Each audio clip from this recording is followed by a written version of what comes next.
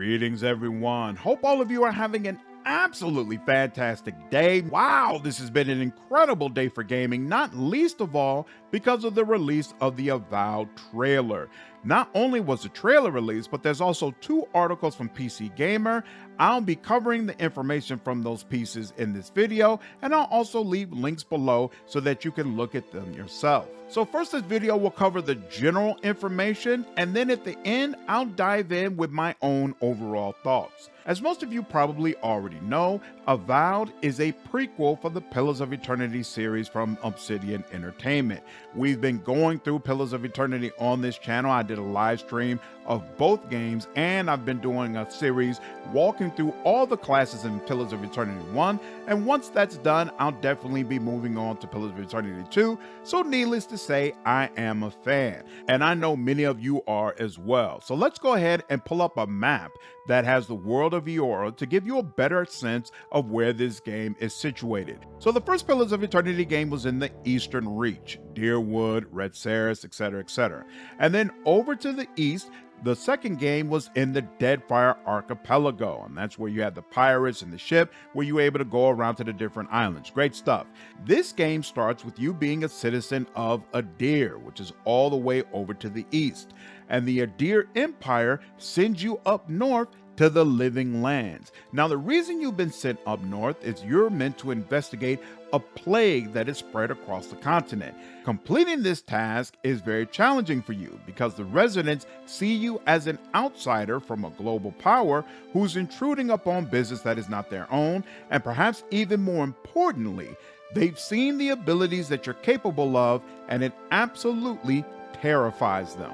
Now, what might be a surprise for those of us who remember the way Avowed was originally marketed, Obsidian has stated that they've decided to move away from the Skyrim style of video games, meaning that Avowed is not going to be this huge, sprawling sandbox where you're basically able to just do whatever you want. Instead, Obsidian has decided that they want to lean more into what they believe they are good at, which means a smaller, more contained story that heavily emphasizes your party members.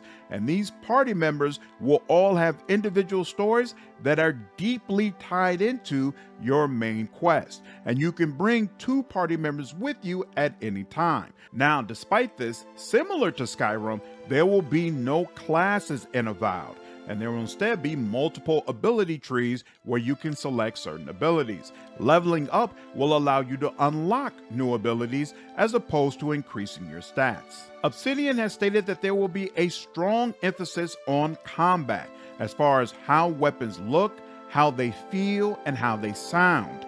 You will also be able to dual wield weapons, wield melee and magic simultaneously, or, of course, as you can see from the trailer, there will be guns. It'll be interesting to see how far they go with this. Are there just pistols that you can use or dual wield?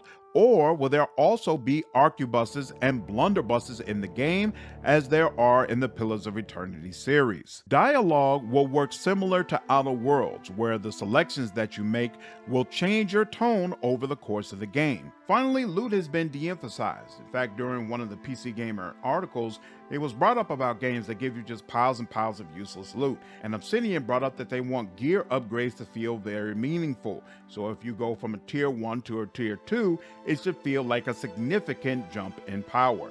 All right, that's all the general information I have, so let's get into my personal thoughts. It is fantastic to get information about Avowed. I know a lot of us were afraid of the development. It felt like it was radio silence about everything going on, so just to know that this freaking game exists and that there is at least some timeline for when it's going to come out is really, really nice. I'll be very interested to hear how you all feel, but me personally, I'm really thankful that they have decided to veer away from the Skyrim model of making games. All developers have their own strengths and weaknesses, and I feel like when you see developers jumping off the deep end to ride a bandwagon that appears to be profitable, oftentimes it ends in disaster, and I had horrible nightmares of Avowed basically ending up like Anthem.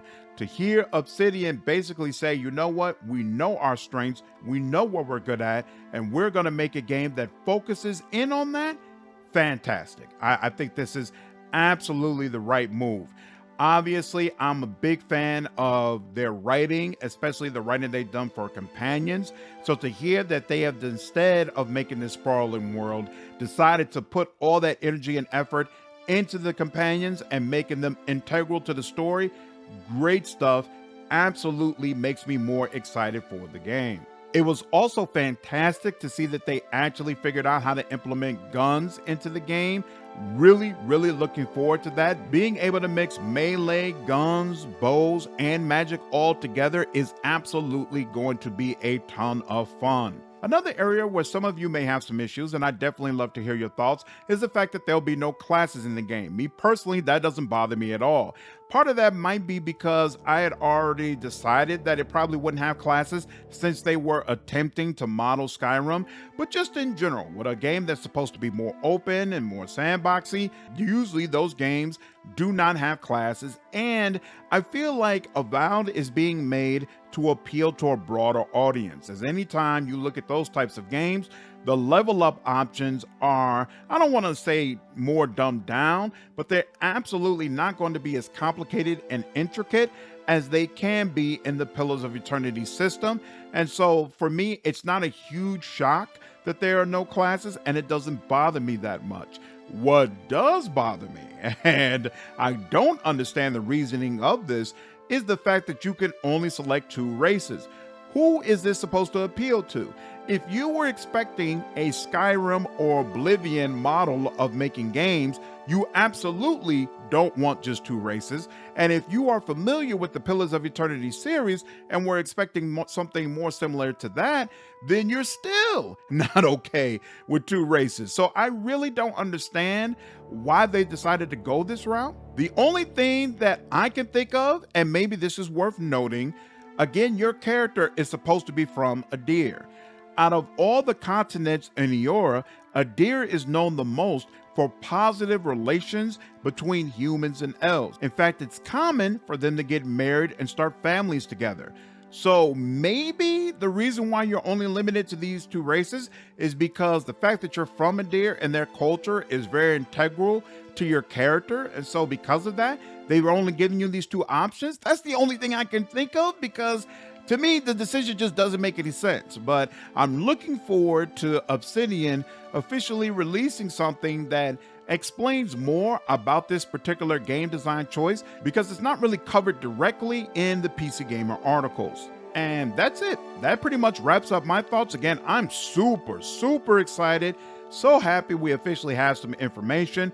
Really looking forward to 2024. Looks like we might actually get Dragon Age 4 and Avowed in the same year, which is bananas. I'll definitely be combing through more content in Pillars of Eternity 1 and 2 leading up to the release of Avowed. And as always, if there's specific content regarding the game that you're looking for, just leave me a comment and let me know. Hope all of you enjoyed this video. Take care.